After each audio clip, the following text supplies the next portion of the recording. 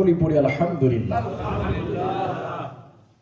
মহান মাহবুদের দরবার অসংখ্য অগণিত শুকরিয়া জ্ঞাপন করছি যে রব্বুল আলামিন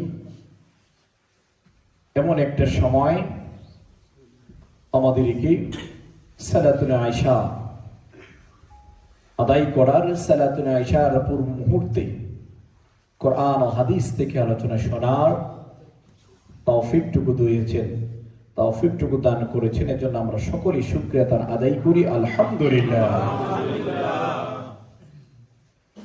আমাদের মতন অসংখ্য মানুষ যারা এখনো পর্যন্ত দুনিয়া করে ব্যস্ততা হয়ে গেছে,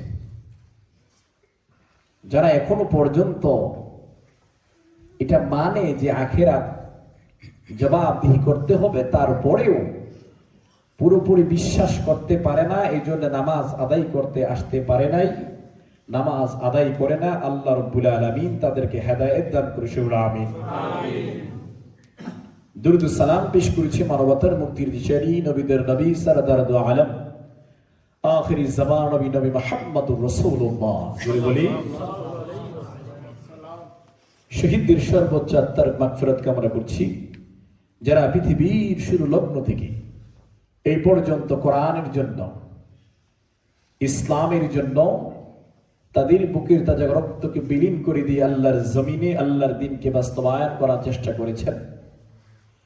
বিশেষ করে ফিলিস্তিন মুসলমান যারা এই বাইতুল আকসার জন্য জীবনটাকে বাজি রেখেছে, যে বাইতুল আকসার মধ্যে আমার আপনার নবী মুহাম্মদুর রাসূলুল্লাহ সাল্লাল্লাহু আলাইহি ওয়াসাল্লাম 1 লক্ষ মতান্তরে 2,24,000 পয়গম্বরকে এই মেরাজে রজনীতে নিজে ইমামতিতে নামাজ আদায় করেছেন। বলে ওই সমস্ত ফিলিস্তিন মুসলমান যারা শহীদ হয়েছে, আল্লাহ পাক তাদেরকে জান্নাত নসিব করে আমিন। যে সমস্ত সন্তানেরা এতিম হয়েছে, আল্লাহ পাক যেন তাদেরকে সুস্থ অবস্থা নেক হায়াতে তাইয়্যিবা দান করে আমিন। সম্মানিত মুসলিমরা, রাসূল করিম সাল্লাল্লাহু আলাইহি ওয়াসাল্লাম মেরাজের যে বর্ণনা পাওয়া যায়, এই মেরাজের নবুয়তের প্রায় 11 বছর রাসূল করিম সাল্লাল্লাহু আলাইহি ওয়াসাল্লামের নবুয়ত পেয়েছিলেন, তখন তার বয়স ছিল কত? 40। কত? 40। মুসলমান এটা জানা থাকতে হবে, জানবেন, সন্তানদেরকে জানাবেন, আপনি কামিয়াব হয়ে যাবেন। সুবহানাল্লাহ বলেন। 40 বছর বয়স যখন হয়েছে, তখনই আল্লাহ রাব্বুল আলামিন একটা কিতাব তার উপরে নাজিল করেছেন। সেই কিতাবটার নাম কি? কোরআন। জোরে বলেন কোরআন। এই কিতাবের নাম কোরআন, যেই কোরআনের মধ্যে শুধু মুসলমানের কল্যাণের কথা বলা হয়েছে। বলেন, শুধু মুসলমানের কল্যাণের কথা বলা হয়েছে? এই কোরআনের মধ্যে শুধু মুসলমান নয়, গোটা জাতির কল্যাণের কথা বলা হয়েছে। জোরে বলেন না সুবহানাল্লাহ। আর যেই নবীকে আমাদের মধ্যে প্রেরণ করেছেন, ওই নবী, যেই নবী এতটা দামি আল্লাহ করেছেন যে কিতাবটা তার উপরই নাজিল করেছেন। জোরে বলেন না সুবহানাল্লাহ। এই কিতাবটা একদিনে নাজিল হয়ে গেছে। বলেন, কনফিউশন আছে মনে হয়? দীর্ঘ 23 বছর যাবত সময় লাগছে, একদিন নয়, 2 দিন নয়। তাওরাত বলেন, জাবুর বলেন, ইনজিল বলেন, 104 খানার মধ্যে 3টা কিতাবের কথা বললাম। আরো যে কিতাবগুলো আছে, প্রত্যেকটা কিতাবই বই আকারে আকারে এক বিন্দু হয়ে এককভাবে নাজিল হয়েছে। শুধুমাত্র আল কোরআন, যে কোরআন একদিন নয়, 2 দিন নয়, দীর্ঘ 23 বছর পর্যন্ত লেগেছে। সুবহানাল্লাহ। যেই কোরআনের মধ্যে আদম আলাইহিস সালাম থেকে শুরু করে শেষ নবী হযরত, শেষ নবীর আগে যিনি নবী ছিলেন তিনি কে ছিলেন? ঈসা। হযরত ঈসা রুহুল্লাহ। জোরে বলেন না সুবহানাল্লাহ। ঈসা রুহুল্লাহ মৃত্যুবরণ করেছেন? না। ঈসা রুহুল্লাহ মৃত্যুবরণ করেছেন? মুসলমান একটু খেয়াল করবেন, আমরা মুসলমান তো আমাদের জানতে হবে এগুলা, কিন্তু আমরা কিন্তু জানি না। আমি যদি কেউ বলে মুসলমান, এটা যতক্ষণ পর্যন্ত যদি কেউ বলে যে আপনি নামাজ পড়েন আপনি মুসলমান না, এই ব্যক্তির সাথে তর্ক করা মায়ের পিঠ হবে, তারপরে কিন্তু নাই মুসলমান। কিন্তু ইসলামের খণ্ড বিখণ্ড, ইসলামের মূল বিষয়গুলি আমরা জানি। আপনি বলেন যদি দেখা যায় যে নামাজের মধ্যে আমরা যখন বসি, প্রথম 2 রাকাত বলেন বা 4 রাকাতে বলেন, 4 রাকাত যদি নামাজ পড়ি 2 রাকাত পড়ে এক জায়গায় বসতে হয়, এটার নাম যে বৈঠকে আমরা বসি। এই বৈঠকের বসার পরে শুরুতে কি পড়তে হয়? বৈঠকে যখন বসি 2 রাকাত শেষ, বসলাম, কি পড়তে হয়? তাশাহুদ। এই তাশাহুদ পড়তে হয়। দেখেন আমরা অনেকে জানি না আসলে, নামাজ কিন্তু পড়ি, এটা আমাদের নিজের ব্যর্থতা। আল্লাহ রাব্বুল আলামিন এই জায়গার মধ্যে আপনাকে চুম্বক দিয়ে ধরবেন, তুমি জানলা না কেন? সুবহানাল্লাহ বলেন। তখন আমাকে জানলা না কেন?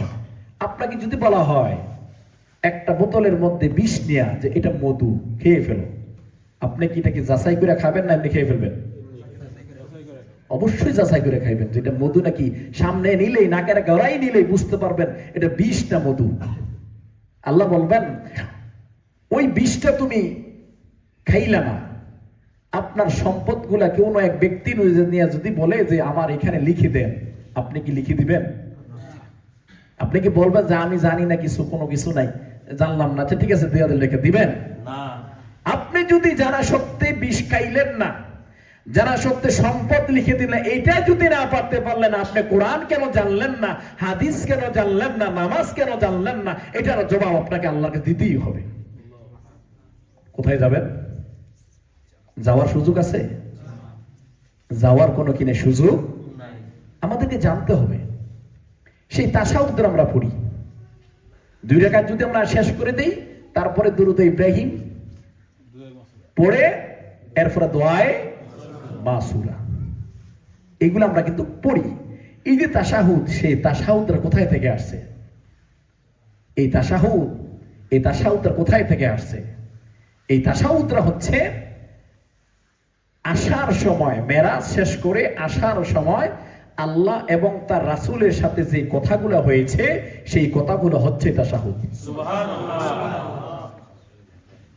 আমরা জানি না মুসলমান এই যে গুরুত্বপূর্ণ বিষয়গুলো, যে এটা এই যে মেরাজ সংঘটিত হয়েছে। এখনো একদল আছে মেরাজ বিশ্বাস করে না, তখনও ছিল মেরাজ বিশ্বাস করে নাই। রাসূল করিম সাল্লাল্লাহু আলাইহি সাল্লাম যখন মেরাজ শেষ করে আসছেন, কোন কোন ব্যক্তি বলেন 27 বছর লাগছে। সুবহানাল্লাহ বলেন। অদৃশ্য একটা বিষয় কি 27 বছর লাগছে, কোন রিওয়ায়াতে আছে। আবার কোন বলতেছে 27 মিনিট, আবার কোন বলতেছে 7 মিনিট। এটার প্রকম্পটা কি এরকম যে যখন আল্লাহ রাসূল সাল্লাল্লাহু আলাইহি সাল্লামকে ফেরেশতা নিতে আসলেন, ওনার সাথে ছিল 70,000 ফেরেশতা। 70,000 ফেরেশতা। উনি একজন সম্মানী ব্যক্তি।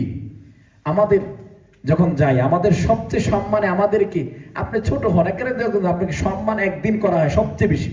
আপনি যেই মানুষ হন না কেন, আপনাকে সবচেয়ে একদিন আপনাকে সম্মান করা হয় পৃথিবীর মধ্যে। সেদিন হচ্ছে কোনটা জানেন? যেদিন আপনার বিবাহ হয়, নাকি? এদিন আপনার সম্মান করবই। এই জায়গা দাও, একটু জায়গা দাও, চেয়ারটা নিয়ে আপনার বসতে দেয় গেটের সামনে, নাকি আরেকজনে দেয়?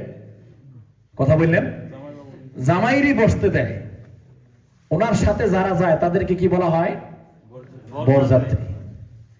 জিবরাইল আলাইহিস সালামকে নির্দেশ করা হলো, জিবরাইল চলে যান মক্কাতে উম্মে হানির ঘরে, আমার রাসূল সেখানে আছে, আপনি বুরাক নিয়ে চলে যান ওনার ঘরে, সেখান থেকে আমার রাসূলকে আমার পর্যন্ত নিয়ে আসেন।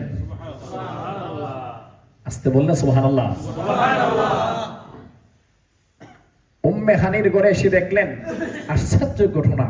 মেরাজটা হচ্ছে রাসূল করিম সাল্লাল্লাহু আলাইহি সাল্লামের সাথে একটা মুজিজা। এটা মুজিজা, অনেক ঘটনা এখানে ঘটেছে।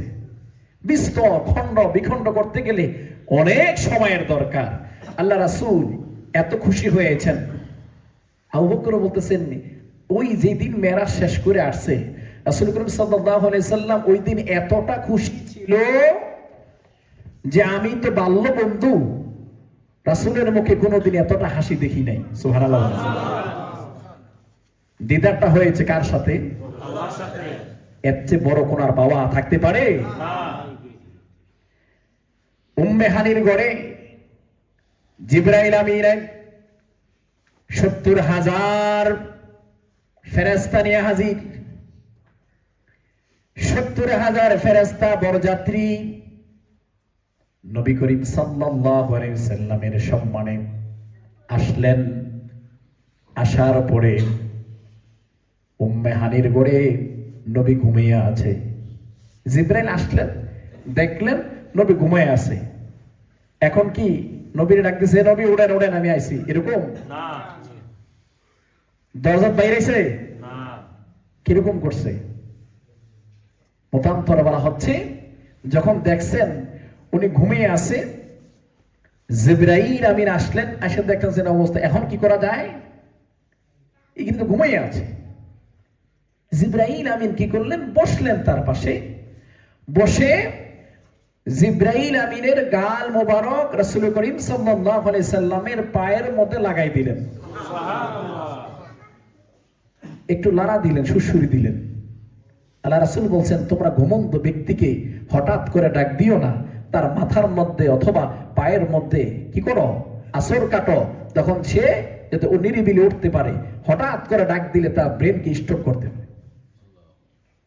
জিবরাইল আমিন যখন এরকম করলেন, রাসূল করিম সাল্লাল্লাহু আলাইহি ওয়াসাল্লাম হঠাৎ করে জেগে গেলেন। জেগে যাওয়ার পরে বলছেন, রাসূল বলতেছেন, জিবরাইল এটা কি করলা? তোমার গাল মোবারক আমার পায়ের মধ্যে দিলা?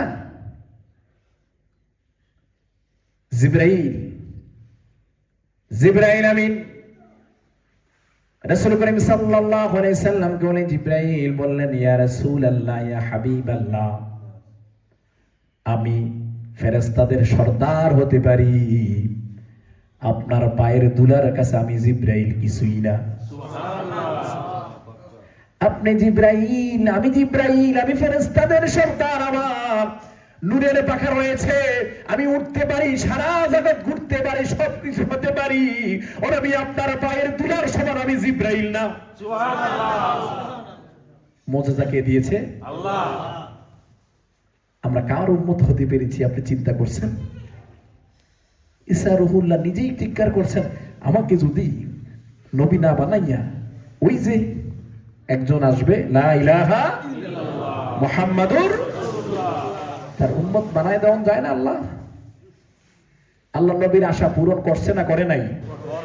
ঈসা নবী আসবে কি আসবে না? আসবে। এই কথাটা তারা বিশ্বাস করে না, তাদেরকে বিশ্বাস করা যায় না। এরা মনে করতেছে ঈসা নবীর মাইরা লাইছে, কিন্তু আল্লাহু আলা কুল্লি শাইইন কদির, আল্লাহর শক্তির চাইতে আর কারো কোনো শক্তি বড় হতে পারে না। জিবরাইল আমিন ডাক দিলেন, ইয়া রাসূলুল্লাহ ওঠেন, বোরাকে চড়েন। বোরাকটা কি?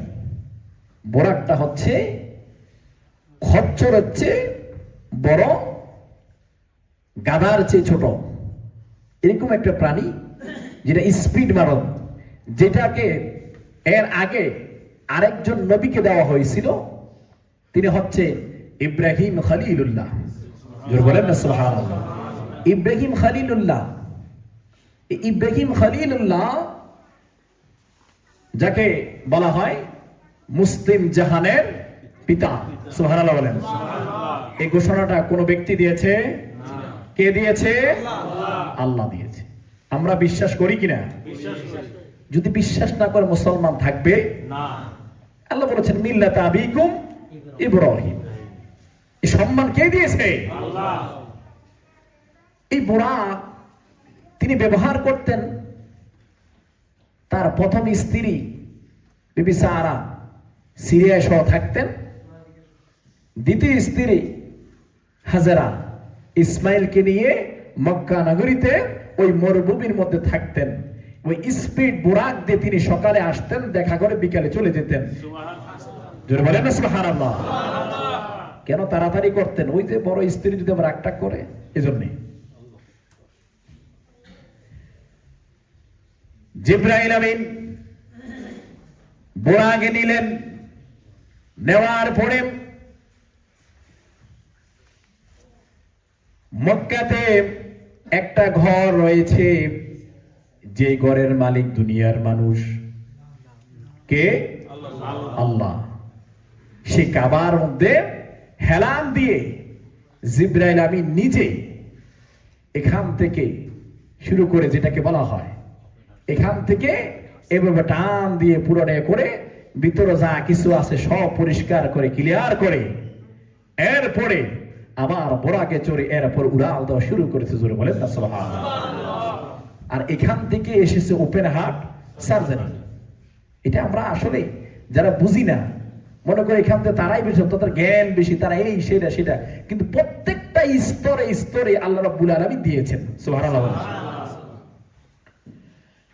প্রতিমধ্যে মেরাজের বিস্তর বিস্তর ঘটনা এক এক করে দিয়েছেন রাসূল করিম সাল্লাল্লাহু আলাইহি সাল্লাম। এরপরে তখন টান দিলেন, আর এই যে মুসা কালিমুল্লাহ একজন নবী আছিলেন, ওনার কম ছিল, ওনার উম্মত ছিল, সেটা কোন জাতির? বনি ইসরাইল। কোন জাতি? বনি ইসরাইল। আল্লাহ রাব্বুল আলামিন এই বনি ইসরাইল নামে একটা সূরা দিয়ে দিলেন। সুবহানাল্লাহ বলেন। তাদের নামে একটা সূরা দিয়েছেন। এই বনি ইসরাইল যা যা বলেছেন মুসা আল্লাহর কাছে বলেছিলেন, এই মুসা আল্লাহর কাছে যা যা বলেছেন সব কিছু আল্লাহ গ্রহণ করে নিয়েছেন। সুবহানাল্লাহ। বেহেশতি খাবার বনি ইসরাইল ছাড়া আর কেউ খেতে পারে না। 3 বেলা খাবার নিয়ম মাফিক চলে আসতো এই বনি ইসরাইল, তাদের জন্য 3 বেলা খাবার চলে আসতো। এরপরে বলতেছে যে না মুসা, এটা পছন্দ হইতেছে না, তোমার আল্লাহরে কও খাবার দরকার নাই, আঙ্গুরে আমরা নিজেরই রান্না করে খামু, আমরা নিজের চাষ করে খামু। এই তখনই ফসল ফলানোর জন্য বলা হয়েছে। জোরে বলেন না সুবহানাল্লাহ। সুবহানাল্লাযী ইয়াসরা বিআবদিহি লাইলাম মিনাল মাসজিদিল হারাম। লক্ষ্য করেন এই যে বনি ইসরাইল যে শুরু করেছে সুবহানাল্লাযী, এই ঘটনাটাই শুরু করছে আল্লাহ রাব্বুল আলামিন নিজেই। সুবহানাল্লাহ বলে মানে কি? এটা একটা আশ্চর্য ঘটনা। জোরে বলেন না সুবহানাল্লাহ। এটা একটা আশ্চর্য ঘটনা, এটা খামখালি নয়। এটা কি? যে আমার রাসূল 1,00,000 মতান্তরে 2,24,000 পয়গম্বরের নেতা, তখনও তিনি হন নাই। এ আল্লাহ রাব্বুল আলামিন এই মসজিদুল হারাম থেকে মসজিদুল আকসা, যেটা নিয়ে পিটাপিটি চলতেছে এই ফিলিস্তিনের, তারা এই মসজিদকে রক্ষা করার জন্য তারা কয়েকদিন পরে রমজান আসলে হামলা শুরু করে দেয়। এরা বলে আমাদের মুসার সময় তো আমরা এখানে যাইতাম, এখন আমাদেরকে যেতে দিবে না কেন? এটা আমাদের। এরা কিছুদিন আগে পুরা সৌদি সহ একটা ম্যাপ করছে, কারণ মুসা আলাইহিস সালাম যখন ছিল তখন তো এটাও ছিল, করে নিছে আর কি। এই জায়গার মধ্যে আল্লাহর উপর এক টানে বলা হচ্ছে এই মসজিদুল হারাম থেকে মক্কা নগরীর সেই কাবা ঘর থেকে একটা টানে বুরাক রাসূলকে নিয়ে সরাসরি এই বাইতুল আকসা এখানে হাজির হয়ে গেছে। রাসূল কোন বললেন যে আমি তো চোখের পলকে, চোখটা বন্ধ করে যা খুলতে যতক্ষণ এতক্ষণ এসে হাজির। বলতেছে এত দ্রুত। রাসূল করিম সাল্লাল্লাহু আলাইহি ওয়াসাল্লাম আসলে ঢুকলেন, দেখলেন মসজিদের মধ্যে মানুষের কোনো অভাব নাই। সুবহানাল্লাহ বলেন। মানব ফেরেশতা কোনো মানুষের অভাব নাই। এখন আমরা যেটা বলি যে নতুন জামাই যখন যায় তখন কি গিয়ে তিনি সবাইকে চিনতে পারেন? লোকের জন্য জিজ্ঞাসা এটা কেডায় বাইরে পরিচয় দেয়, আমি এই জামাই আপনার অমুক অমুক। উনিও ওনার সহচারী যিনি ছিলেন জিবরাইল আমিনকে আস্তে জিজ্ঞেস করেন, জিবরাইল এগুলা কারা, এরা কারা? জিবরাইল আমিন, ইয়া রাসূলুল্লাহ ইয়া হাবিবাল্লাহ, আপনি যাদেরকে দেখতেছেন এই সবগুলা 1,00,000 মতান্তরে 2,24,000 পয়গম্বর, আপনাকে ছাড়া যারা এসেছিল দুনিয়ার মধ্যে সব নবী রাসূল এখানে এসে হাজির হয়ে গেছে। সব কাতারে দাঁড়ায় গেছে, নামাজ হবে, কাতারে দাঁড়ায় গেছে। তখনও কি নামাজ ফরজ? নবীদের উপর ছিল ফরজ, উম্মতের জন্য না, নবীদের জন্য ছিল। কাতারে তো দাঁড়িয়ে গেলেন, একটা মাত্র সিট খালি, সেটা কোনটা? ইমামের জায়গাটা খালি, একটা মাত্র সিট খালি, সেই জায়গাটা হচ্ছে ইমামের। ইব্রাহিম আলাইহিস সালাম চিন্তা করলেন, আমি তো আল্লাহর বন্ধু, আল্লাহ আমার বন্ধু, আমাকে আজকে ইমামতির দায়িত্ব দিবে। আদম আলাইহিস সালাম চিন্তা করলেন, প্রথম তো আমি জান্নাতে ছিলাম, এরপরে না আবার দুনিয়াতে আসছি, আমি তো প্রথম নবী, আজকের ইমামতি মনে হয় আমি করব। ঈসা রুহুল্লাহ বললেন, আমি তো এখনো মরি নাই, তাহলে ইমামতিটা মনে হয় আমার। মুসা বলল, আমি তো এমনি একটু গারতেরা লোক, আমি তো থাপ্পড় দিয়া আজরাইলের চোখ বড় বালাই দিছি। সুবহানাল্লাহ বলেন। ইমামতিটা মনে হয় আমাকেই দিয়া করাবে। জিবরাইল আমিন বললেন, রাসূল করিম সাল্লাল্লাহু আলাইহি ওয়াসাল্লাম দাঁড়ায় রইলেন। জিবরাইল বললেন, ইয়া রাসূলুল্লাহ, ইয়া হাবিবাল্লাহ, আপনি এখানে কেন দাঁড়িয়ে আছেন? কেন দাঁড়িয়ে আছেন? আপনার জায়গা তো এটা নাই, আপনার জায়গা সামনে। আজকে আপনার ইমামতিতে সকল নবীরাই সালাত আদায় করবে, আপনি কেন দাঁড়ায় আছেন? তারা সকলে চিন্তা করতেছে আল্লাহর তাদের বন্ধু, আর আল্লাহ নিজেই ঘোষণা দেয়, লা ইলাহা ইল্লাল্লাহু মুহাম্মাদুর রাসূলুল্লাহ। জোরে বলি সাল্লাল্লাহু। ইব্রাহিম খলিলুল্লাহর দিকে চিন্তা করেছেন, লা ইলাহা ইল্লাল্লাহ, ইব্রাহিম খলিলুল্লাহ। ইব্রাহিম বলে, আল্লাহ আমার বন্ধু, আর মুহাম্মাদুর রাসূলুল্লাহ, আল্লাহ নিজেই বলে মুহাম্মদ আমার বন্ধু। সুবহানাল্লাহ। ইব্রাহিম কইতেছে, আল্লাহ তো আমার বন্ধু, আর আল্লাহ কইতেছে, ইব্রাহিম তুমি আমার, তোমাকে বলা বন্ধু, আমি তোমার বন্ধু, ঠিক আছে, তো মুহাম্মদ আমার বন্ধু। সুবহানাল্লাহ। সম্মান বেশি না কম? বেশি। ইমাম দাঁড়াইলেন, কেউ কি নামাজ থেকে ছাইরা গেছে গা? না। সকলে একটা সিদ্ধান্ত নিছে যে এইটাই হচ্ছে শেষ নবী, যেই নবীর কথা আল্লাহ নিজে কইছে। সুবহানাল্লাহ। তাওরাতে ছিল, জাবুরে ছিল, ইনজিলে ছিল। একজন ব্যক্তি তৎকালীন সময় ইনজিল লিখতেন, তাওরাত লিখতেন। লেখার সময় বারবার করে একটা কথা আসে, মুহাম্মদ, মুহাম্মদ রাসূলুল্লাহ সাল্লাল্লাহু আলাইহি ওয়াসাল্লাম। তো উনি খালি বারবার লিখতেন, লেখার পরে দেখতেন যে এইটা নামটা আসে, উনি কাইটা দিতেন। কি রে, নবী আমাকে মুসার নাম কইব, ঈসার নাম কইব, এটা আবার কেনা, কার নামাই? উনি কাইটা দেয়, কাইটান। কাটার পরে একটা সময় আল্লাহ রাব্বুল আলামিন তাকে অদৃশ্য করে গুলশাব বানাই দিলেন। জোরে বলেন না সুবহানাল্লাহ। এখন তো উনি বলেছেন, বুজুর্গের কাছে, দিনের কাছে গেলেন, যে বলেন ওই বুজুর্গ কাছে দিনে যাওয়া যাবে না, কারণ গুলশাব দেখলে তো মারবো না, আদর করবো। উনি চিন্তা করলেন, এখন যাওয়া যাইব না, তখন রাত্রে যাইতে দিব। গভীর রাত আসতে যায় ডাক দিলেন, হুজুর আমি তো আসছিলাম, মানুষ খুঁজে পায় না। কে? হুজুর আমি তো মানুষ না, গুলশাব হয়ে গেছি, আপনি ভয় ফেন না, আমি কিছু করতাম না, আমি অমুক ব্যক্তি ছিলাম। তো আপনি, তোমার এই অবস্থা কেন? আমি বুঝি না, আমি যখন তাওরাত লিখতেছি তখন লেখার মধ্যে এখানে একটা নাম বেশি বেশি আসে, মুহাম্মদ সাল্লাল্লাহু আলাইহি ওয়াসাল্লাম। তা আমি কি করতাম, এই নামটা কেটে দিতাম। কিছুক্ষণ পরে দেখলাম যে আমি কেমন অদৃশ্য হয়ে গেলাম। ওই লোক বললেন, তুমি তাওবা করো, তুমি ক্ষমা চাইতে হবে, ক্ষমা চাইতে হবে, ক্ষমা না চাইলে তোমাকে ক্ষমা করা হবে না, তুমি ক্ষমা চাও। তো কার কাছে ক্ষমা চাবো? আল্লাহর কাছে ক্ষমা চাও। আর একজন আছে যিনি, যে নামটা তুমি কাটছো, ওই মুহাম্মদের কাছে তোমার ক্ষমা চাইতে হবে। তো তিনি চিন্তা করলেন, মুহাম্মদ কবে আসবো, কবে কি উনি, এখন তো মাত্র মুসা যাইয়া ঈসা গেছে, মুহাম্মদ কবে আসবে? উনি এরকম চিন্তা করতে করতে একটা সময় অপেক্ষা করতে লাগলেন। তাকে বলা হলো তুমি অপেক্ষা করো, কতদিন? তোমাকে হায়াত দেওয়া হবে। তো বলছে যে রসুল যে আসবেন, মোহাম্মদ যে একদিন আসবেন, আমি কেমনে বুঝবো, আমি কিভাবে বুঝবো?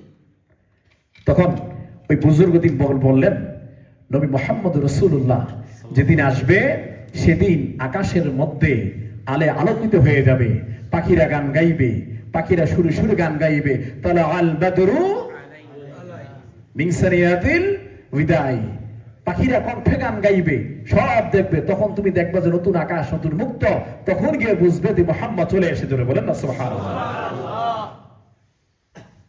মতান্তরে যখন একটা প্রান্তরে চলে আসলো, ওই গুলিসাপের সময় আসতে আসতে মুহাম্মদ সাল্লাল্লাহু আলাইহি সাল্লাম নবুয়তে পেলেন। এরপরে ওই গুলিসাপ তখন পর্যন্ত আল্লাহ হায়াত দিয়ে রেখেছে। এটা দৃষ্টান্ত যে নবীকে অবমাননা করা যাবে না।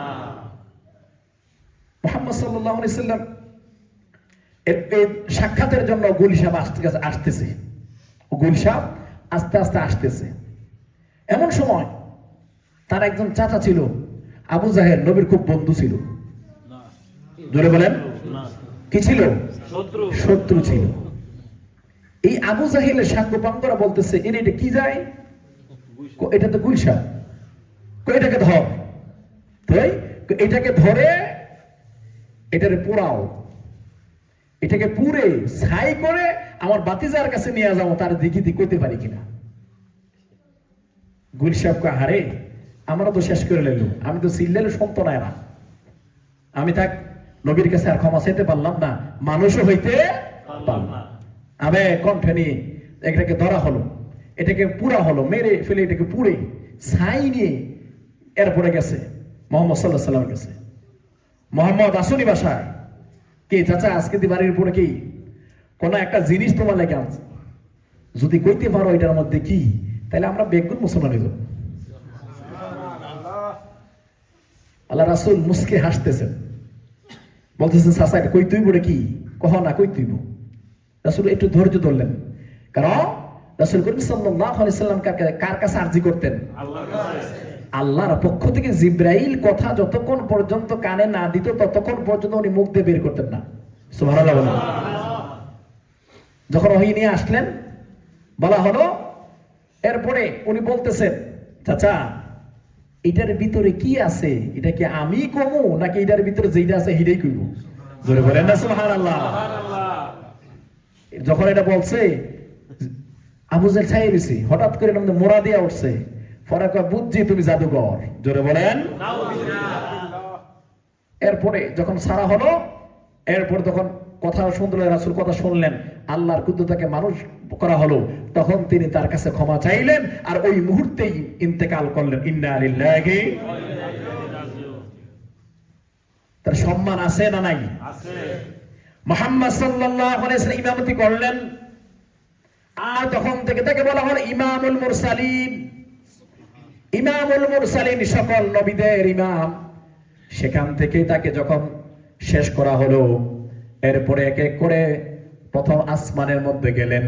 সেই প্রথম আসমানের মধ্যে যাওয়ার পরে দেখা হলো হযরত আদম আলাইহিস সালামের সাথে। মসজিদের ভিতরে তখন তো নামাজ পড়তেছে, আলোচনার সুযোগ হয় নাই, কথা বলার সুযোগ হয় নাই। প্রথম আসমানে লক্ষ্য রাখবেন, কোন আসমানে কোন নবী ছিলেন মনে রাখার চেষ্টা করবেন। আমি মুসলমান, আমি যদি নবীদের নাম মনে রাখতে না পারি, আমি কিসের মুসলমান? আমাকে জেগে জেগে করেন তো, আপনাকে জিজ্ঞাসা করে বিভিন্ন অন্য প্রতঙ্গ বলতে পারবেন।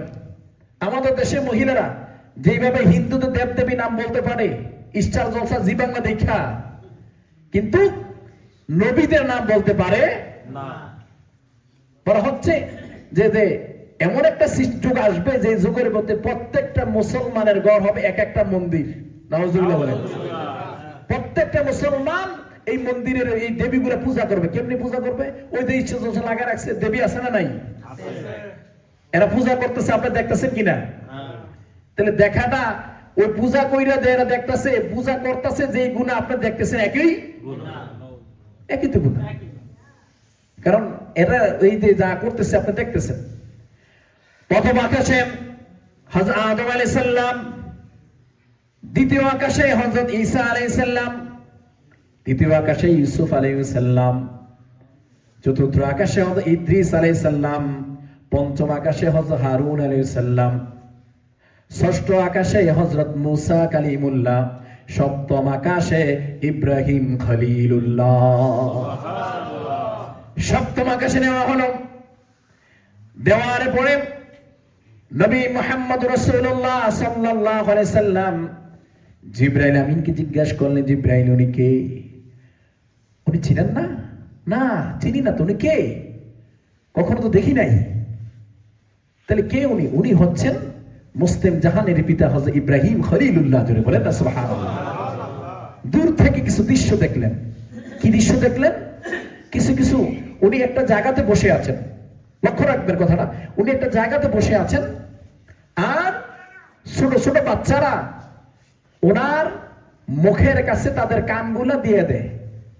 কিছুক্ষণ পরে আবার বাচ্চাগুলো আবার চলে আসে, আবার যায়, আবার দিয়ে দেয়। রাসূলুল্লাহ সাল্লাল্লাহু আলাইহি ওয়াসাল্লাম আশ্চর্য বিষয়, উনি এগুলো কি? জিবরাইল, এই বিষয়টা কেন? জিবরাইল বললেন, ইয়া রাসূলুল্লাহ, ইয়া হাবিবাল্লাহ, ইব্রাহিম আলাইহিস সালাম যেই বাচ্চাগুলারে তাদের প্রত্যেকটা কানের মধ্যে মুখের মধ্যে মুখে দিয়া বলে দেয়, এই বাচ্চাগুলা হচ্ছে তারা যারা দুনিয়ার মধ্যে নাবালক অবস্থায় মৃত্যুবরণ করেছে। এগুলা তাদেরকে কোরআন শিক্ষা দেয়, হাদিস শিক্ষা দেয়, সব শিক্ষা দেয়, তাদেরকে শিক্ষা দেয়। ইব্রাহিম আলাইহিস সালাম, আল্লাহ রাব্বুল আলামিন বলেন, ওই সমস্ত মা বাবারা জান্নাতি যাদের সন্তান নাবালক অবস্থায় মৃত্যুবরণ করে। সুবহানাল্লাহ। হাসরের ময়দানে ওই নাবালক সন্তানেরা দাঁড়িয়ে যাবে, আল্লাহ, দুনিয়ার মধ্যে নাবালক অবস্থায় আমাদেরকে তুমি মৃত্যু দিয়েছো।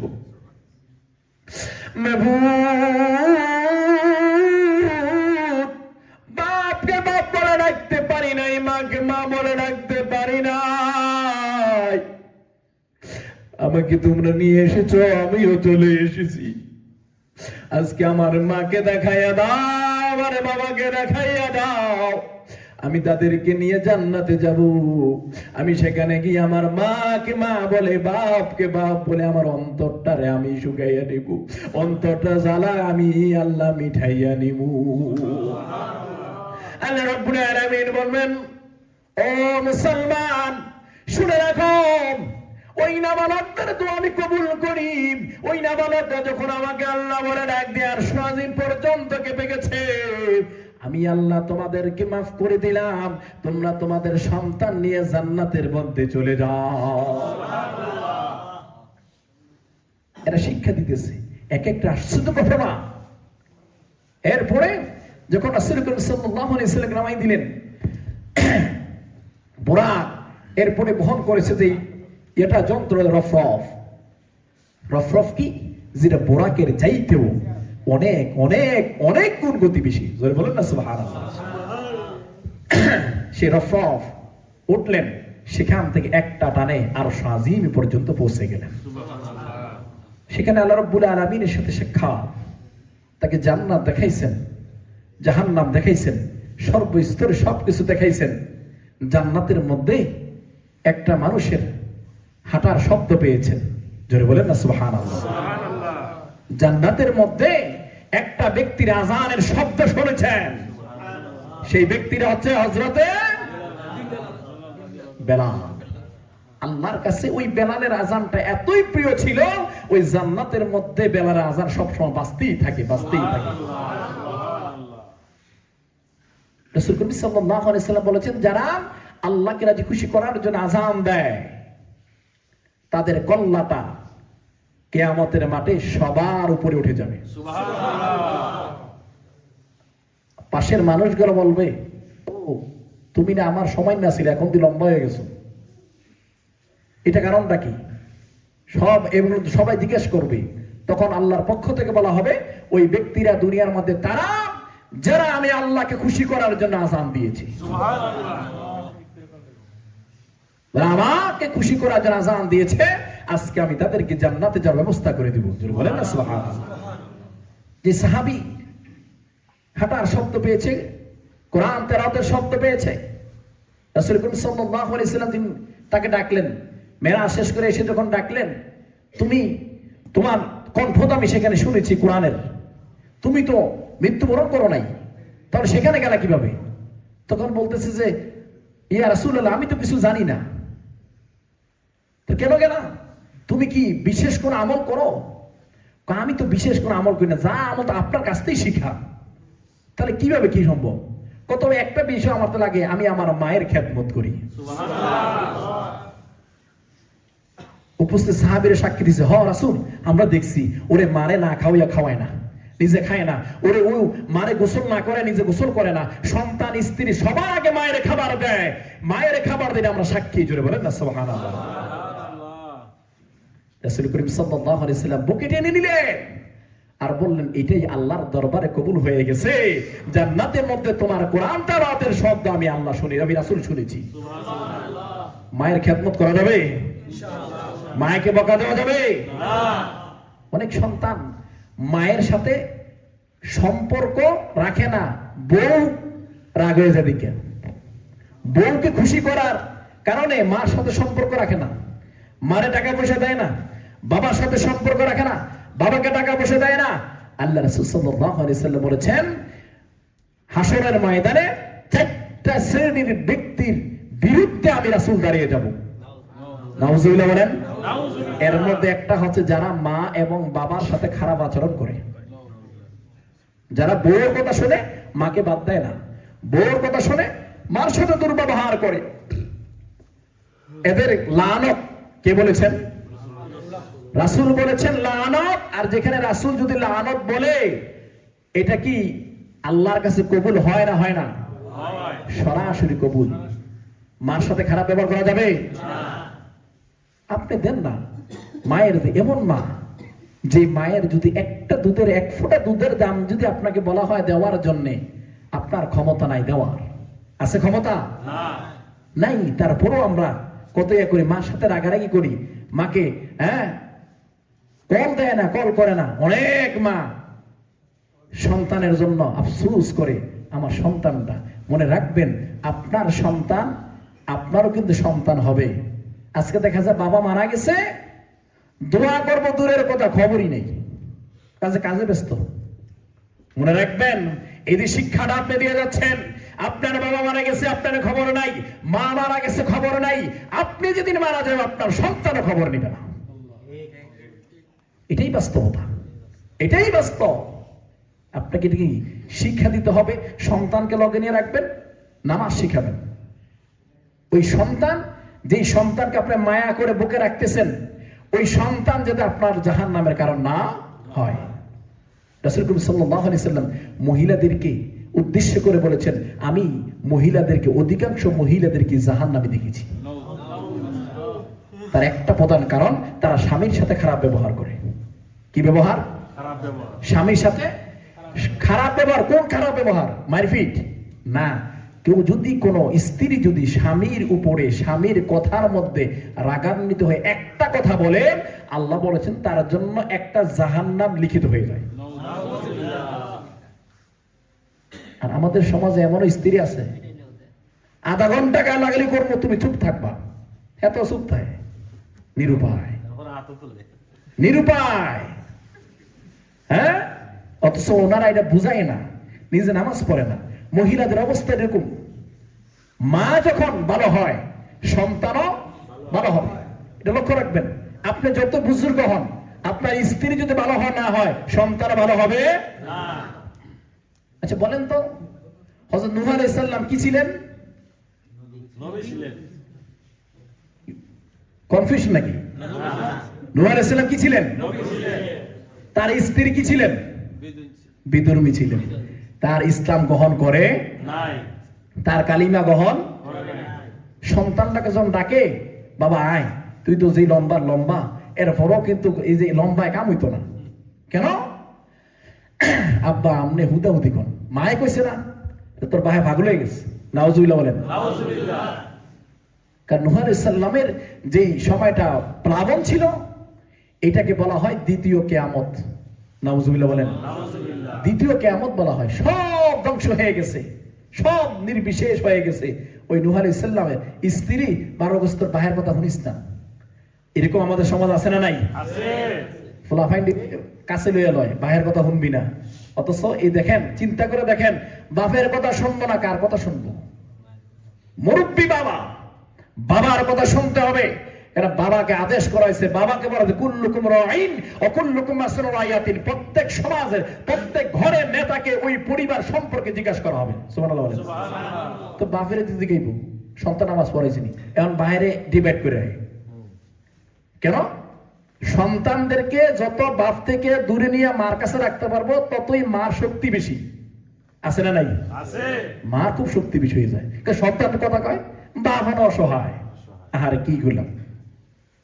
এতে আবার দেখেন, হযরত ইব্রাহিম খলিলুল্লাহ, তার একটা সন্তান ছিল, তিনি এরপর নবী হয়েছেন। তার নাম কি? হযরত ইসমাইল আলাইহিস সালাম। ইসমাইলের মা হাজেরা এত কষ্ট করছেন, হ্যাঁ, এত কষ্ট করছে, এরপরে কি কইছে যে আমারে যে কষ্ট দিতেছেন, আমি দিকে আপনার ভাত খেয়ে গেছি, আমি দিকে আপনার ভাত খেয়ে গেছি। আরেকজন এলো, কবে তেল ফালাই দিতে হবে, এই কথা বলছে কোনোদিন?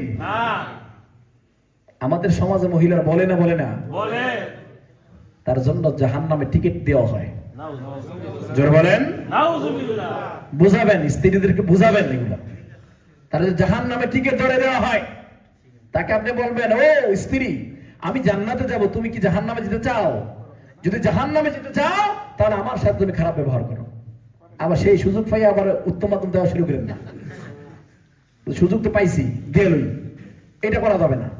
কারণ আল্লাহ রাসূল সাল্লাল্লাহু আলাইহি সাল্লাম যখন আয়েশা সিদ্দিকা সবচেয়ে ছোট স্ত্রী, তাকে যখন জিজ্ঞাসা করলো যে আয়েশা, রাসূল সাল্লাল্লাহু আলাইহি সাল্লাম, যে রাসূল সাল্লাল্লাহু আলাইহি সাল্লামের চরিত্র কি? আয়েশা বললেন, রাসূল সাল্লাল্লাহু আলাইহি সাল্লামের চরিত্র আল কোরআন। যে কোরআনের ভিতর কোনো সন্দেহ নাই, আমার নবীর চরিত্রের মধ্যে কোনো সন্দেহ নাই। জোরে বলেন সুবহানাল্লাহ। একদম কোনো সন্দেহ নাই, ক্লিন। তাইলে নবী করিম সাল্লাল্লাহু আলাইহি সাল্লাম বলে কোনোদিন ইয়ে করে নাই। রাসূল সাল্লাল্লাহু আলাইহি সাল্লাম যখন আসতেন নামাজ পড়ে অথবা কোনো কাজ করে আসতেন, যদি দেখতেন খাবারটা দেরি হইতেছে, উনি এসে আমাকে সহযোগিতা করতেন। সুবহানাল্লাহ। সহযোগিতা করতেন, উনি পিঠা বানাইতেন, এটা করতেন, আমাকে সহযোগিতা করতেন। আর আমরা একটু কাজ করে আইয়া মেজাজ 44, মনে হয় একজন মহিলা এনে বসে রয়েছে, এই খারাপ ব্যবহার করি, লাগা দেই, অবস্থার পরিবর্তন করে ফেলি। আল্লাহ রাসূল বলেছেন, তুমি পুরুষ না, তুমি পুরুষত্ব না। যে পুরুষ অযথায় মহিলাদেরকে কষ্ট দেয়, তাদের জন্য জাহান্নাম। কষ্ট দেওয়া যাবে না, কারণ আপনার অর্ধাঙ্গিনী। যে কথা বলতেছিলাম, মা যখন ভালো হবে, সন্তান ভালো হবে। মায়ের গর্ভ থেকে সন্তান আসে, সেই মায়ের গর্ভ থেকে আব্দুল কাদের জিলানী আসছেন, আসে নাই? আসে। ভালো না খারাপ? ভালো। কেমন ছিলেন? তার বাবা একটা ফল খাইছে, আমরা তো এখানে থাকলে, আশেপাশে থাকলে লয়ে যাই, জিগাই না এটা কার। উনি একটা ফল খাইছে, কেমনে খাইছে? ক্ষুধার্ত, হাঁটতেছে। আপনাদের কষ্ট হইতেছে?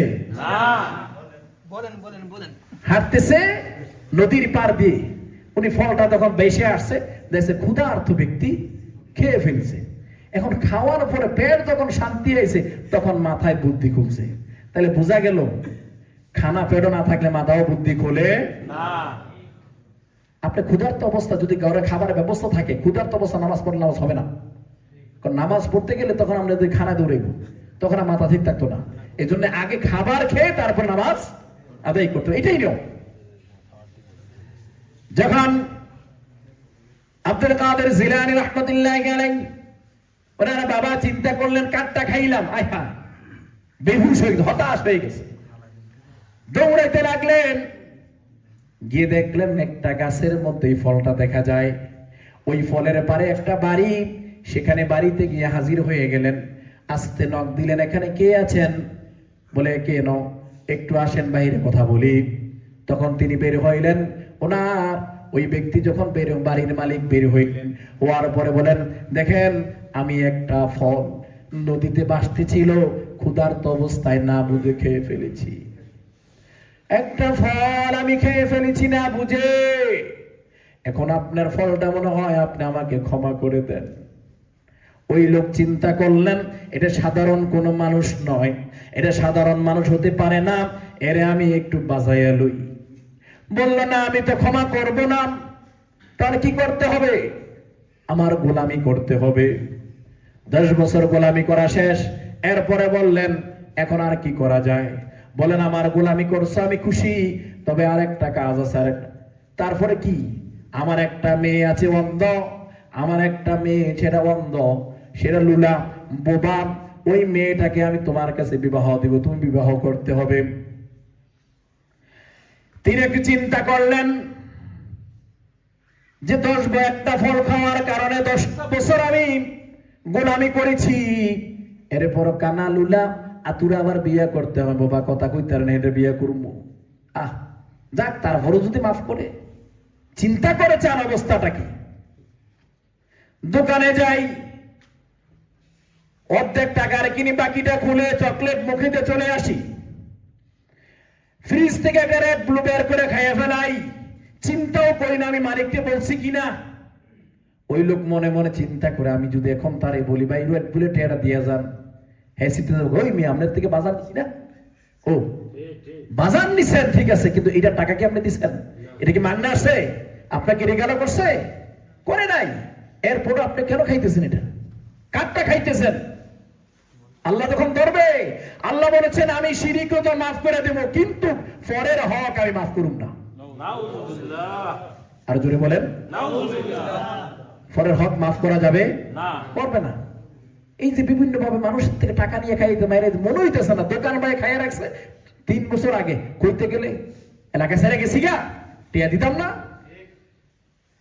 কিন্তু এটা তো আপনি কখন তাকে দিয়ে উদ্ধার করবেন আপনার দায়িত্ব, এটা তার দায়িত্ব না। জোরে বলেন না সুবহানাল্লাহ। কিন্তু আপনি চার কাছে দিতেছেন, অথচ ওই যে এই যে জারি দিতেছেন, হাসরের ময়দান ধরে বসে থাকবো, কই যান ভাই যান জান্নাতে রাহেন, একটু আপনার সাথে হিসাব নিকাশ আছে। কি হিসাব নিকাশ? ওই যে দুনিয়ার মধ্যে এই টোটাল হিসাব ধরে ধরা হবে। রাসূল সাল্লাল্লাহু আলাইহি ওয়াসাল্লাম বলেছেন তাদেরকে এইভাবে ধরা হবে।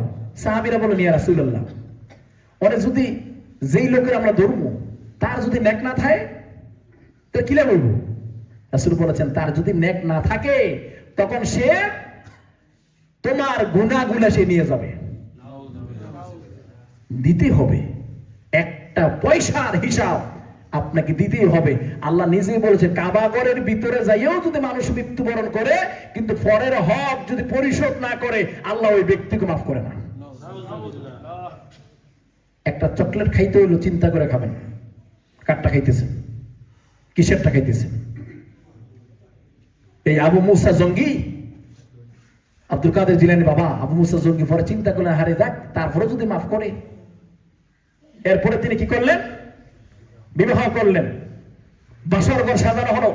হঠাৎ করে তিনি যখন দরজা খুললেন দেখতেছেন এক আসমানের পরী হাঁটতেছে আর গুনগুন করে কোরআন তেলাওয়াত করতেছে। ইনি দরজা বন্ধ খোলার পরে দেখে লগল বের হয়ে গেছে, না এটা আমার কোন করে ফাটাইছে আমার শ্বশুর, এটা তো আমার হতে পারে না। আর আমরা হইলে জাপ দিয়ে ভাবলাম, যাচাই করলাম না। আর কানা লুলা কইছে হেটা বাদ দেন, ধীরে সুন্দর এটা ধরেন। ইমানদারের ইমান যাচাই কিভাবে হয়? এটা মুসলমানের ইমান, ইমানদার এমনি জান্নাত দেওয়া হবে না। যখন বলা হয় এরপর কি করছে? হঠাৎ বের হয়ে গেছে, বের হয়ে ডাকতেছে শ্বশুরকে, আব্বা যারা আমাকে কার ঘরে পাঠাইছেন? আপনি তো বলেছেন আপনার মেয়ে অন্ধ, আপনার মেয়ে বোবা, আপনার মেয়ে হাঁটতে পারে না। এখন আপনি যার ঘরে পাঠাইছেন আমি গিয়ে দেখলাম আসমানের পরি হাঁটতেছে আর গুনগুন করে কোরআন তেলাওয়াত করতেছে। আর রহমানু আল্লামাল কোরআন। এই জান্নাতের মধ্যে জান্নাতীদেরকে আল্লাহ রাব্বুল আলামিন এই সূরা আর রহমান নিজে আল্লাহ রাব্বুল আলামিন নিজেই তেলাওয়াত করে জান্নাতীদেরকে শোনাবে। জোরে বলেন না সুবহানাল্লাহ। আবু মুসা জঙ্গি শ্বশুর ডাকতে বলেন, বাবা যেই দিন তুমি ফলকে আমার কাছে ক্ষমা চাওয়ার জন্য এসেছো আমি সেই দিন বলেছি তুমি বুজুর্গ, কারণ ফল তো দূরের কথা, মানুষ লক্ষ লক্ষ টাকা মেরে খায়, তারপরে কোনোদিন আপোষ করতে আসে না। ওই আমি তো বুঝে গেছি তুমি তো সেই লোক, আমি এরপরে তোমাকে যাচাই করলাম, এই 10 বছর ছিল, একটা দিন আমার ঘরের মধ্যে অনুমতি ছাড়া তুমি প্রবেশ করো। আমরা তো এখন দেখা যায় সিটাফোন টিপতে আসেন নাকি ভাই, আসেনি নাই, আমরা ভাই তো বাসা না, কি করতেছে ভাবি, তো ভাবি আপনি খোলেন না, একটু কথা হয়ে যাই, আছে না নাই? হারাম হারাম হারাম। আদাইসু লা ইয়াদখুলুল জান্নাহ, দায়ুস কখনো জান্নাতে প্রবেশ করবে না। দায়ুস কি শুধু মহিলারা? পুরুষও আছে। যাদের সাথে আপনার বিবাহ বৈধ, এরাই আপনার সাথে দেখা করতে পারবেন না।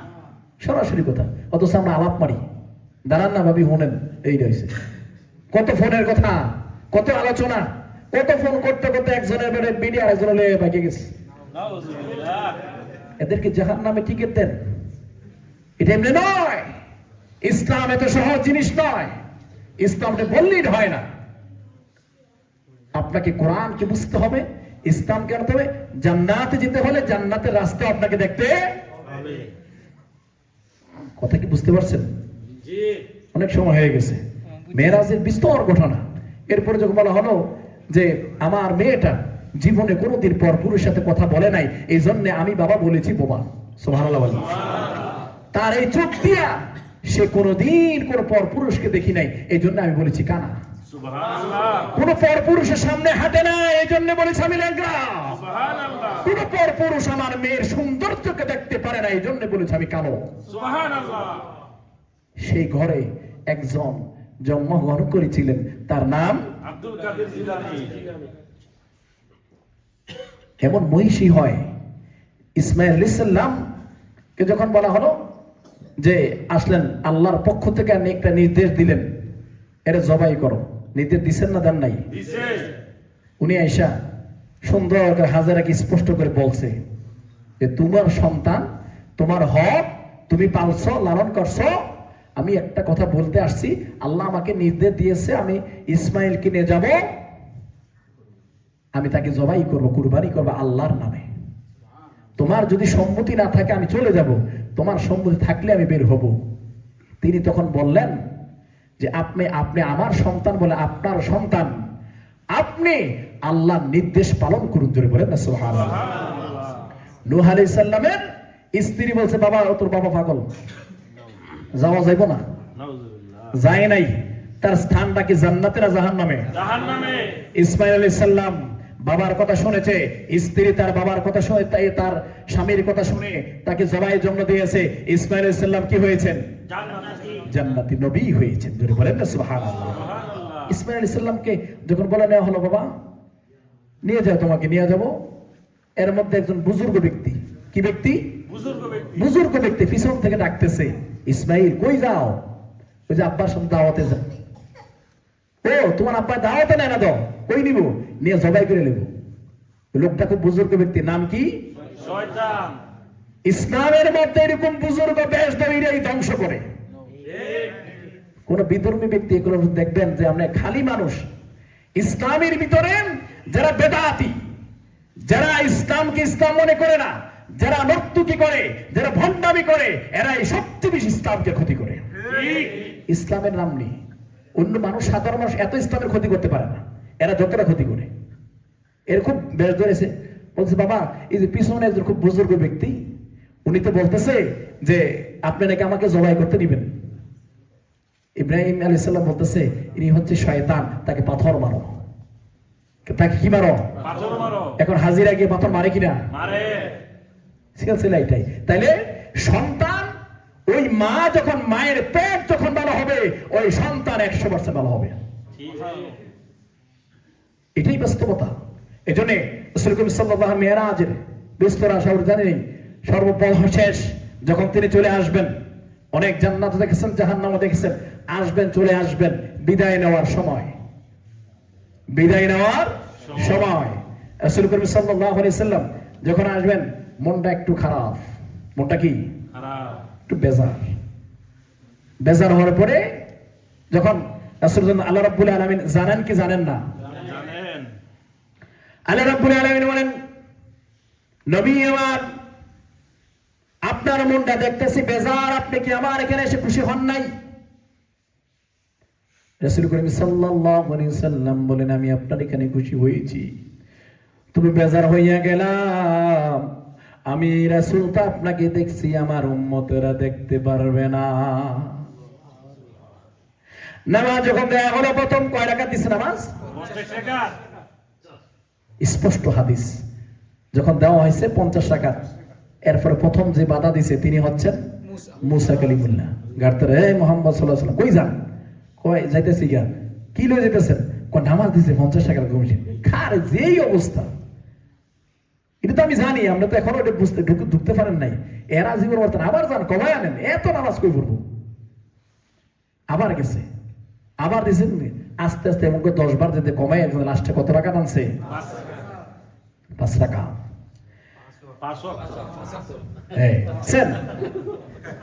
আমরা মুসলমান, 5 ওয়াক্ত নামাজ ফরজ করে দিয়েছেন কে?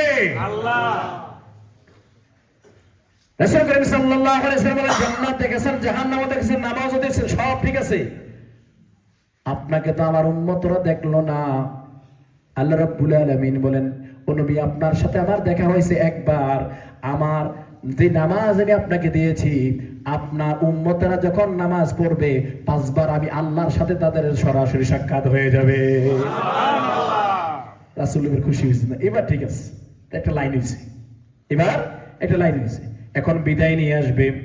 আল্লাহ রাব্বুল আলামিন বলে, বন্ধু, নিজ থেকে আর এসেছেন, আমার জন্য আপনি কি নিয়ে এসেছেন?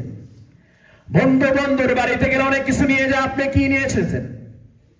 তখনই আল্লাহ রাব্বুল আলামিন রাসূল করিম সাল্লাল্লাহু আলাইহি ওয়াসাল্লাম জিজ্ঞাসা করে, রাসূল সাল্লাল্লাহু আলাইহি ওয়াসাল্লাম বলেন, আমার নামাজ, আমার রোজা, আমি যা কিছু করেছি আমি আপনার জন্য কুরবানি দিয়ে দিলাম। ইন্না সলাতি ওয়া নুসুকি ওয়া মাহইয়ায়া ওয়া মামাতি লিল্লাহি রাব্বিল আলামিন। আমার সমস্ত কিছু আপনার কাছে করে দিলাম। আল্লাহ রাব্বুল আলামিন, আত-তাহিয়াতু লিল্লাহি ওয়াস সালাওয়াতু ওয়াত তাইয়্যিবা, আসসালামু আলাইকা আইয়ুহান নাবিয়্যু ওয়া রাহমাতুল্লাহি ওয়া বারাকাতুহু। ও নবী, আপনি আমাকে দিয়েছেন, আমি এগুলো একসাথে করে আপনার সম্মানার্থে সবগুলো একসাথে করে আমি আপনার উম্মতের মধ্যে বন্টন করে দিলাম। ওই জন্য নবীরা কইছে যে শেষ জবান একটা আইব, এটা নাকি 60 বছর বাঁচবো, 70 বছর বাঁচবো, 100 বছর বাঁচবো। আচ্ছা, 60 বছর 70 বছর তো ছোটই তো শেষ হয়ে থাকা, তাহলে তারা এত আমল করবে কই করতে? তখন বলা হচ্ছে তাদেরকে কিছু এমন জিনিস দেওয়া হবে, এমন ইবাদতের কিছু চিহ্ন দেওয়া হবে, এমন কোরআন দেওয়া হবে, এমন হাদিস দেওয়া হবে, এমন কিছু চিহ্ন দেওয়া হবে যেগুলো আমল করলেই তারা এক রাত্রে কয়েক হাজার রাত্রের আমল সব হয়ে যাবে। মেরাজ শেষ, আসলেন, আসার পরে খুশি খুশি অবস্থায় সর্বপ্রথম একটা ব্যক্তিরই তিনি জানাইলেন, ইনি আসলেন। উনি মক্কাতে যখন সে কাবার হেলান দিলেন, সর্বদা একটা ব্যক্তি এসে তাকে জিজ্ঞাসা করলেন, তিনি কে? আবু জাহেল এসে জিজ্ঞাসা করলেন, ভাতিজা, আর কোন আজ কোন নতুন কোন খবর আছে রে তোমার? আজগুবজি খবর? তুমি তো হ্যাকের দিনে হ্যাক একটা বাজাও, আজ কি বাজাইবা? কো চাচা, আজ একটা খবর আছে তো। কি খবর? কো চাচা, আমার না আল্লাহর সাথে সাক্ষাৎ হয়েছে, মেরাজ হয়েছে। আমি বাইতুল মাকদাস দেই, বাইতুল আকসা যাই, আমি সকল নবীকে নামাজ পড়াইছি। রাসূল চিন্তা করছেন, যদি চাচার মনটা গলে, চাচার মনটা গলে। আবু জাহেল এই যে আবার শুরু করলে কাজে করি, মানে এক আজগুবি খবর শুরু করলাম, এই যে শুরু করলে একটা আজগুবি খবর। বলেন, চাচা, আপনি এটা বিশ্বাস করেন না? বিশ্বাস? আবু বকরকে ডাকলেন, ডাকার পর আবু বকর, আমার না মেরাজ হয়েছে আল্লাহর সাথে, আমি সরাসরি আল্লাহর সাথে সাক্ষাৎ হয়েছে। আবু বকর সাথে সাথে এক বাক্যে বলেন, ইয়া রাসূলুল্লাহ, আপনি সদাকুন, আপনি যা বলেছেন সব সত্য। জোরে বলেন না সুবহানাল্লাহ। এই জন্য আবু বকর সিদ্দিক দেওয়া হয়েছে, মানে সিদ্দিক বিশ্বাসী, সত্যবাদী উপাধি দিয়ে দিয়েছেন কে? রাসূল করিম সাল্লাল্লাহু আলাইহি ওয়াসাল্লাম দিয়েছেন। তুমি সদাক্তা ইয়া রাসূলুল্লাহ, তিনি গিয়েছেন, আপনি যা বলেছেন সব সত্য, একটা মিথ্যাও না। কেন? আপনি যখন নবী ছিলেন না তখনই মিথ্যা বলেন নাই, এখন তো আপনি নবী, আপনার দ্বারা মিথ্যা সম্ভব না। আবু জাহেল কয়, তুমি যদি আমার একটা প্রশ্নের উত্তর দিতে পারো তাহলে আমি মনে করি তোমার হইছে। কি প্রশ্ন? আচ্ছা তুমি বলো তো, বাইতুল মাকদাসের কয়টা দরজা আছে, কয়টা জানালা? রাসূল করিম সাল্লাল্লাহু আলাইহি সাল্লাম কি জানালা করতে গেছে? অনেকে যদি বলি যে আমাদের এই মসজিদের দরজা কয়টা আছে, অনেকে জানে না। স্বাভাবিক, নামাজ পড়তে দরজা করতে আসে। এখন তো আবু জাহেল ছিলেন অনেক জ্ঞানী ব্যক্তি, তিনি ঘুরতেন, তিনি সেখানে গেছেন। পরে তখন রাসূল একটু হতভম্ব হয়ে গেলেন, একটু চুপ হয়ে গেলেন। চুপ হওয়ার পরে তিনি সেজদায় পড়ে গেলেন। আল্লাহর পক্ষ থেকে আসলো জিবরাইল আমিন, আসলেন, ইয়া রাসূলুল্লাহ, ইয়া হাবিবাল্লাহ, আপনি এত চিন্তা করতেছেন কেন? আপনি উঠুন, পুরা বাইতুল মাকদাসটাকে আমি আপনার সামনে এনে তুলে ধরছি, আপনি গনে গনে বলে দেন কয়টা দরজা, কয়টা জানালা। সুবহানাল্লাহ। যখন বর্ণনা করলো তখন ভাতিজা তোমার পুরো বিশ্বাস হয় না এখন? নাউজুবিল্লাহ বলেন। আল্লাহ দুইটা ব্যক্তির জন্য রাসূল আল্লাহর কাছে দোয়া করেছিলেন, এক হচ্ছে আবু জাহেল, আর এটাকে কবুল করেছে কি আল্লাহ? কারে? ওমরকে কবুল করেছে। এজন্য মুসলমান আমাদের কি এই যে মেরাজের বিস্তরগুলো আমাদেরকে শিক্ষা নিতে হবে যে মেরাজ, এই নামাজ আমাদের জন্য ফরজ করেছে, নামাজ আমাদের জন্য ফরজ করেছে। আল্লাহ আমাদেরকে ফরজ করেছে, মায়া করেছেন। বলা হচ্ছে যদি কোনো ব্যক্তি ইচ্ছাকৃতভাবে নামাজ ছেড়ে দেয়, আল্লাহ খুব অপছন্দ করে, তাদের কুফরি করে কাফের সম্মত হয়ে যায়। নাউজুবিল্লাহ বলেন। নামাজ ছাড়া যাবে না, নামাজ ছাড়া যাবে না। আমি আপনাকে বলি না যে আপনি 5 ওয়াক্ত নামাজ মসজিদে এসে পড়েন, এটা আপনাকে বলি না, কারণ এর ব্যস্ততম জায়গা, এটা আপনাকে এটা বললেই হবে না। কিন্তু আপনাকে আজকে এই রাতে ওয়াদা করতে হবে আল্লাহর কাছে নামাজ ছাড়া যাবে না। কারণ রাসূল করিম সাল্লাল্লাহু আলাইহি ওয়াসাল্লাম বলেছেন, যে ব্যক্তি নামাজ পড়ে না আমি রাসূল তার দিকে ফিরেও তাকাই না। কিন্তু আপনি যখন সময় পাবেন মসজিদে আসবেন, ইবাদত করবেন, নামাজ আদায় করবেন, এটা হুকুম কার? আল্লাহ। হুকুম কার? আল্লাহ। আমরা এখান থেকে আজকে একটা নিয়ত করতে পারি কি পারি না? ইনশাআল্লাহ। যতদিন বেঁচে থাকবো আল্লাহ আমরা নামাজ ছাড়বো না, ইনশাআল্লাহ। বলা যাবে? ইনশাআল্লাহ। অনেকে দম ধরে হয়েছে, কয় না মিছা কথা কোন যেত না মুসলিম। তাহলে বোঝা গেল ইমান এখনো দুর্বল। ইমান, আপনি এখানে বাইরে থেকে এখন যে বাসায় ঘুমাইতে পারবেন এটার কি কোনো গ্যারান্টি আছে? না। একজন সাহাবী নামাজবিহীন জান্নাতে যাবে, সুবহানাল্লাহ বলেন। সুবহানাল্লাহ। অনেক মাইজবান্ডাতে শুরু করে যারা বন্ডামি করে তারা ফতোয়া দেয় নামাজ ছাড়াও জান্নাতে যাওয়া যায়, এটা আছে, ফতোয়া আছে। এই ব্যক্তিটা একজন সাহাবী, যিনি ফজর নামাজের পরে ইসলাম গ্রহণ করেছেন, সুবহানাল্লাহ বলেন। সুবহানাল্লাহ। যোহরের আগেই যুদ্ধের ময়দানে গিয়ে শহীদ। সুবহানাল্লাহ। ওই ব্যক্তি, শুধুমাত্র ওই ব্যক্তি নামাজ ছাড়া জান্নাতি। তাহলে ওনার কারণটা আর আমার কারণটা বেশ কম আছে না নাই? এখন আমি যদি বৈষম্য টিকিট বিক্রি করি, আসেন জান্নাতের টিকিট দিতে আছে, নামাজ পড়া লাগবে না। হাসরের ময়দানে শুধুমাত্র আমাদের নবী ব্যতীত বাকি সব নবীগুলো যার যার ইয়া নাফসি করবে, আর নবী বলবেন ইয়া উম্মতি, আমার উম্মত ছাড়া আমি জান্নাতে যাব না। নামাজ পড়া যাবে? নামাজ পড়া যাবে ইনশাআল্লাহ। মুখটা খালি করে বলেন না রে ভাই, আপনি নামাজটা পড়বেন, এটা অভ্যাস করতে হবে। আপনার এটা নয় আপনি যদি মনে করেন আস্তে আস্তে পড়বেন, না, নামাজ আস্তে যেন নয়। আপনি যখন বালেগ হয়ে যাবেন, বালেগ হওয়ার পর থেকে মৃত্যুর আগ পর্যন্ত সুস্থ থাকলে আপনাকে নামাজ পড়তে হবে। কেমন সুস্থ? আমার মনে হয় জ্বর আইছে, এটা এই সুস্থ না, মানে আপনার মস্তিষ্ক ঠিক নাই, সেটা নামাজ নেই। পাগলের কোন নামাজ? নামাজের জরুরিয়ত সম্পর্কে দুইটা কথা বলা হয়েছে গুরুত্ব দিয়ে। সেটা কি? একটা বলা হচ্ছে মহিলাদের যখন বাচ্চা হয়, মায়ের গর্ভ থেকে সন্তান যখন বের হয়, তখন তো মহিলাদের নামাজ হারাম, নামাজ এটা জায়েজ নেই তাদের জন্য। কিন্তু বলা হচ্ছে ওই মহিলাদের উদাহরণ দিতে গিয়ে বলা হয়েছে যে সন্তান দুনিয়ায় আগমন, অর্ধেকটা দুনিয়ায়, অর্ধেকটা মায়ের গর্ভে, এই সময় নামাজের সময় চলে যাচ্ছে, ওই সময় তাকে নামাজ পড়তে হবে। সমুদ্রের মধ্যে, সমুদ্রে কি যারা লিবিয়া থেকে আসে তারা কইতে পারবে সমুদ্র কি, যারা বিমান আছে তারা কইতে পারবে সমুদ্র কি, তারা বলতে পারবে সমুদ্র কি জিনিস। সেই সমুদ্রের মধ্যে হাবুডুবু খাচ্ছেন অনেকে, এমন এক অবস্থা, কলিজা পর্যন্ত শুকিয়ে গেছে। আহারে ওই সময় চিন্তা কইছে আল্লাহ যদি কোনো মতে ইতালি যাই তাহলে নামাজ ছাড়বো না, এরকম নিয়ত করছে। সেখানে যখন লিবিয়াতে যখন আটকা আছে মাফিয়াদের কাছে, তখন বলছে আল্লাহ যদি ছাইরা দেন না। তাহাজ্জুদে পড়ছে কি পড়ে নাই? তাহাজ্জুদে পড়ছে। ওই সাগরের মাঝখানে, যেই ব্যক্তি সাগরের মাঝখানে যখন মৃত্যুর কাছে দেখছে, তাকে জিজ্ঞাসা করেন তার অবস্থাটা কি ছিল। সব পুরো শুকায় গেছে। আল্লাহ একটা বার আমাকে পারে উঠায় দেন, আমি কোনোদিন আপনার সেজদা ছাড়বো না। কিন্তু এর ফরজ নাই পড়ছে, স্ট্যাটাস দেয় স্বপ্নের ইতালি আইসা পড়ছি, হাফ প্যান্ট পরে টাকায় কি ইয়ার উপরে হাঁটুর উপরে হাফ প্যান্ট পরে। এটা হারাম হারাম হারাম, পুরুষদের জন্য এটা হারাম হারাম হারাম। এখন কোথায় পুরুষ হলে মহিলা কি হারাম নেই? ও মহিলার জন্য তো পুরোই হারাম। পুরুষের দাইমি ফরজ নাভির উপর থেকে টাকনুর উপর পর্যন্ত ডেকে রাখা দাইমি ফরজ। এইটুকু জায়গা আপনার যদি কাপড় নাই তখন ডেকে রাখবেন, কাপড় থাকলে তো পুরো রাখবেন। ওই ব্যক্তি যখন আল্লাহ নামাজ আমি কোনোদিন ছাড়বো না, আমাকে নামাজ পড়তে দেন, আমি নামাজ পড়বো, ওই যে ওয়াদা করছে। আল্লাহ কয় যার আমিও তো জানি, আল্লাহ বলেছেন বান্দা যখন বিপদে পড়ে আমি আল্লাহকে ডাকে, বিপদ যখন শেষ হয়ে যায় আমি আল্লাহকে ভুলে যাই। আল্লাহ নিজে কই দিছে, আপনার এটা চিন্তা করেন। আল্লাহ নিজে জানে। আল্লাহ কি জানে কি জানে না?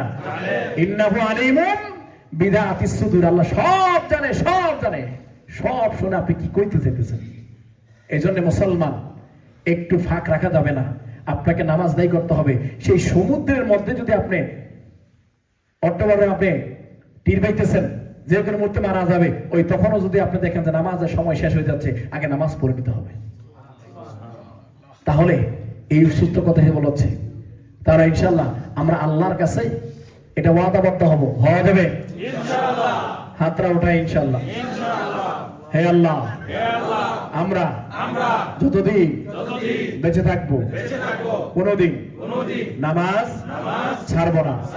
আমাদেরকে কবুল করেন, আমাদেরকে মাফ করে দেন, আমিন।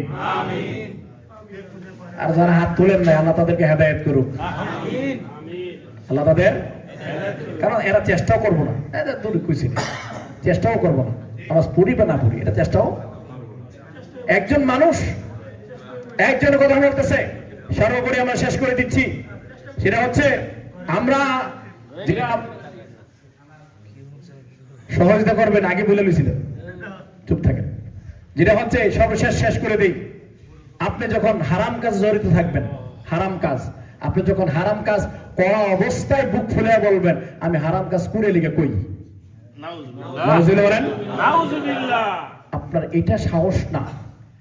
বলা হচ্ছে এক সাহাবী যে মহিলাকে আঘাত করেছিল, ওই মহিলা এসে রাসূলের দরবারে হাজির, ইয়া রাসূলুল্লাহ আমি জিনা করেছি, আমাকে শাস্তি দেন, আমি জিনা করেছি, আমাকে শাস্তি দেন, আমি আর জিনা করব না।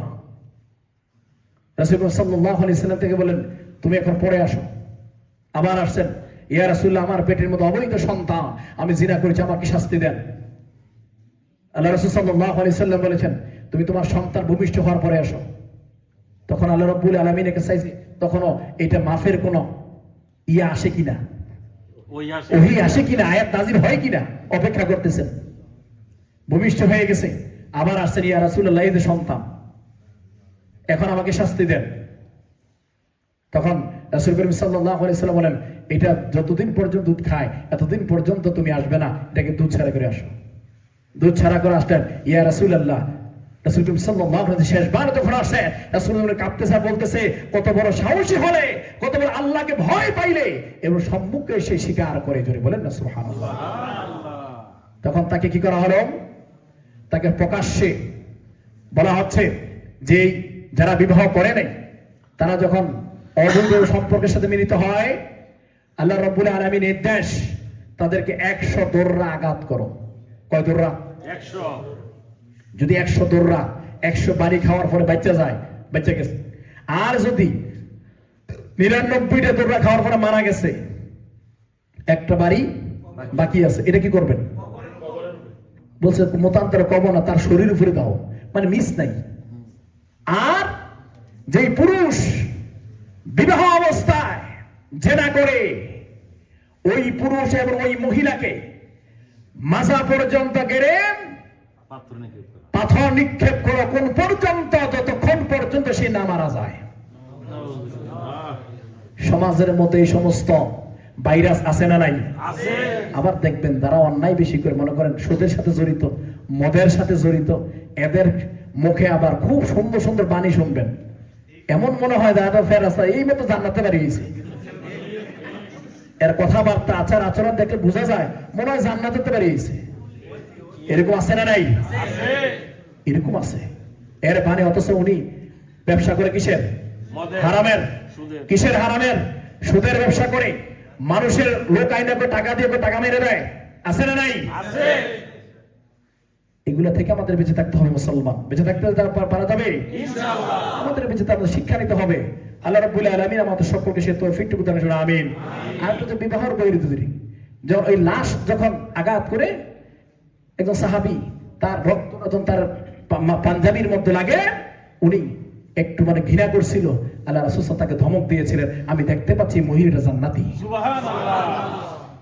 উনি, আল্লাহ বলেছেন ইয়া আইয়ুহাল্লাযীনা আমানু তুবু ইলাল্লাহি তাওবাতান নাসুহা, তুমি তাওবা করে পরিশুদ্ধ তাওবা, যেই তাওবা আমি আল্লাহ মাফ করে দেই। সুবহানাল্লাহ। অন্যায় করেছো ছেড়ে দাও, তুমি হবে সবচেয়ে আল্লাহর কাছে দামি মানুষ। সুবহানাল্লাহ। কমিটমেন্ট থাকবে, আর অন্যায় করা যাবে না, সবচেয়ে দামি মানুষ হয়ে যাবে ইনশাআল্লাহ। আর যারা দেখে গেছে, অনেক সময় দেখা যায় অনেকের বিভিন্ন সমস্যা থাকে, হ্যাঁ, অনেক, সবচেয়ে বড় কথা হচ্ছে একজন পুরুষের বন্ধু থাকবে, তবে ওই বন্ধু গিয়ে মহিলাদের সাথে সম্পর্ক করতে পারবে না। আপনি যতই বন্ধু হোক, আপনার স্ত্রীর সাথে তাকে কথা বলা যাবে না, আর না হয় লইয়া আউট। ওই লোক যতক্ষণ পর্যন্ত তালাক না দিবে, অনেকে বলে মহিলারা তালাক দেয়, মহিলার তালাক সম্মত না। যতদিন ওই তালাক না হবে, ওই সংসার করবে, এতদিন জিনা হবে, ওই বাচ্চা হলে এটাও আল্লাহ রাব্বুল আলামিন আমাদের সকলকে তৌফিকটুকু দান করুন, আমিন।